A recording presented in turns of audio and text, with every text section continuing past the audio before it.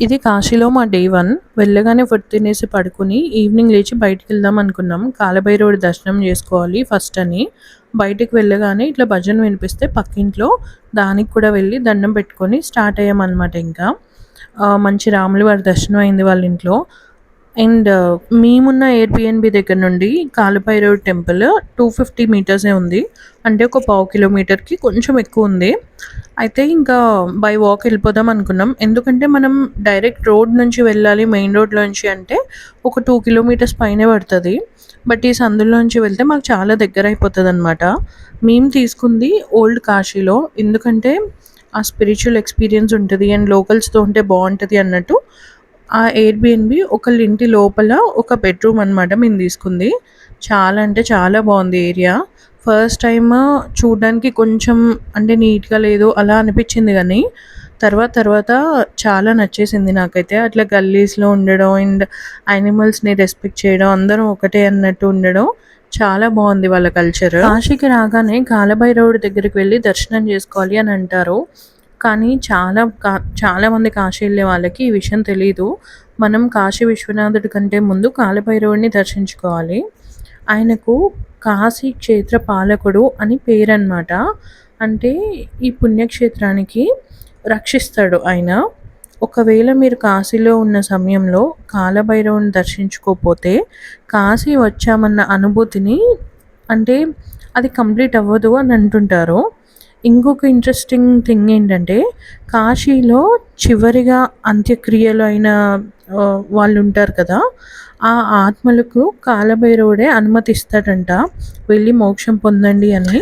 And ఇంకొకటి అంటే ఎలా చెప్తారంటే మనం కాశీ వెళ్ళగానే కాలభైరవుడి దగ్గరికెళ్ళి అటెండెన్స్ వేయించుకోవాలంట.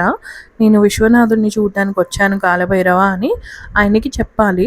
చెప్తే ఈయన వెళ్ళి విశ్వనాథుడికి చెప్తాడు పలానా వాళ్ళు వచ్చారు మిమ్మల్ని చూడడానికి అన్నట్టు. కాలభైరవుడి స్వరూపం కొంచెం ఉగ్రంగా ఉంటుంది. కానీ భక్తులపై మాత్రం చాలా కరుణిస్తాడంట. అండ్ కాలభైరవుడి ఆలయం లోపల మనకి ఇట్లా అంటే స్టిక్స్ లాగా ఉంటాయి. వాటిలతో ఏవో మంత్రాలు చెప్పి కొడుతుంటారు మనల్ని వీపు మీద. అది ఒక పూజ టైప్. అది చేయించుకుంటే ఏంటంటే మనకి పాపాలు, కర్మలు ఏమన్నా ఉంటే తీరుతాయి అని ఒక నమ్మకం. అండ్ ఇక్కడ కంపల్సరీ వెళ్ళాల్సిన ఇంకొక టెంపుల్ అండ్ కాలభైరవుడి టెంపుల్‌కి కరెక్ట్‌గా ఒక 300 మీటర్సే ఉంటుంది. ఆపోజిట్ డైరెక్షన్‌లో ఉంటుంది. మహామృత్యుంజయ ఆలయం అనమాట. ఇక్కడ లోకల్ వాళ్ళు బాగా వెళ్తారు ఈ టెంపుల్‌కి. బయట నుంచి వచ్చిన వాళ్ళకి అంతగా తెలీదు. కానీ చిన్న చిన్న షాప్స్ వాళ్ళని అడుక్కుంటూ మనం వెళ్ళిపోవచ్చు. కరెక్ట్‌గా కాలభైరవ్ టెంపుల్ దగ్గర నుంచి ఎదురుగా నడుచుకుంటూ వెళ్ళిపోతే ఒక 300, 350 మీటర్స్‌లో ఈ మహామృత్యుంజయ టెంపుల్ ఉంటుంది. ఇది చాలా పాత శివాలయం అని ఇక్కడి వాళ్ళు నమ్ముతారు. అండ్ ఇక్కడ ఉన్న శివలింగాన్ని మహామృత్యుంజయేశ్వర స్వామి అని అంటారు. అండ్ ఆయనకి నార్మల్‌గానే పూజలు చేస్తూ ఉంటారు.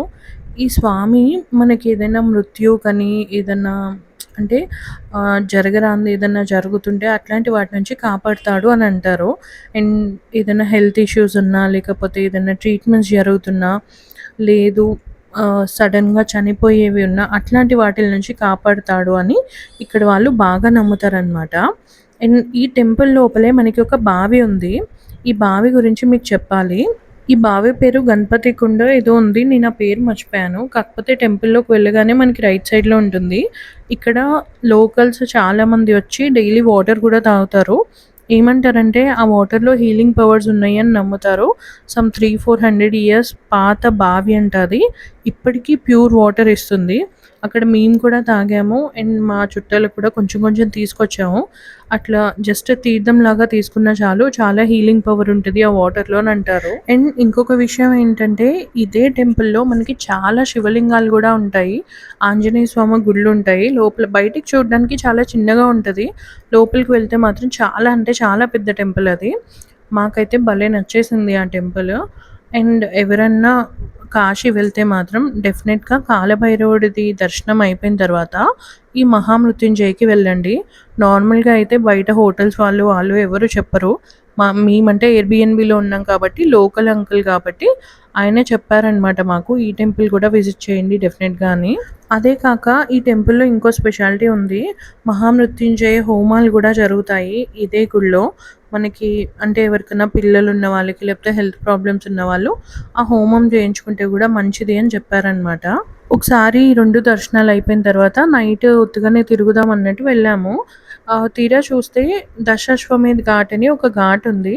అది కొంచెం దగ్గరగానే ఉంది. అంటే కొంచెం వాకబుల్ డిస్టెన్సే అనిపించింది నాకైతే. ఇంకా ఏం చేసామంటే ఈవినింగ్ ఎళ్లి ఆ ఘాట్ దగ్గరకొచ్చున్నాము. ఎంత ప్రశాంతంగా ఉందంటే అంత ప్రశాంతంగా ఉంది తెలుసా! అండ్ కాశీలో మీరు ఏ టైంలో అయినా, ఏ ఘాట్‌లో అయినా వెళ్ళండి. జనాలు కనిపిస్తూనే ఉంటారు. అస్సలు భయపడాల్సిన పని లేదు. చాలా అంటే చాలా బావుంటుంది కాశీ. అండ్ ఇంకొక విషయం ఏంటంటే ఇట్లా ఘాట్స్‌కి వెళ్ళాలనుకుంటే ఎవరన్నా నడవలేని వాళ్ళుంటే వాళ్ళకి rickshaws and wheelchair assistance ఉంటుంది. ఆహ్, అది చూసుకొని ఎళ్ళండి. ఎందుకంటే వెహికల్స్ లోపల దాకా నాట్ అలౌడ్ ఘాట్ వరకు. ఈ వీడియో మీకు నచ్చితే, ఇన్ఫర్మేషన్ ఎంతో కొంత ఇచ్చాను అనిపిస్తే డెఫినెట్‌గా లైక్ చేసి సబ్స్క్రైబ్ చేసుకోండి. అండ్ మీ ఫ్రెండ్స్‌కి కూడా షేర్ చేయండి. ఇంకో మంచి వీడియోతో మళ్ళీ కలుద్దాం. సరే మరి ఉంటా అయితే. బాయ్.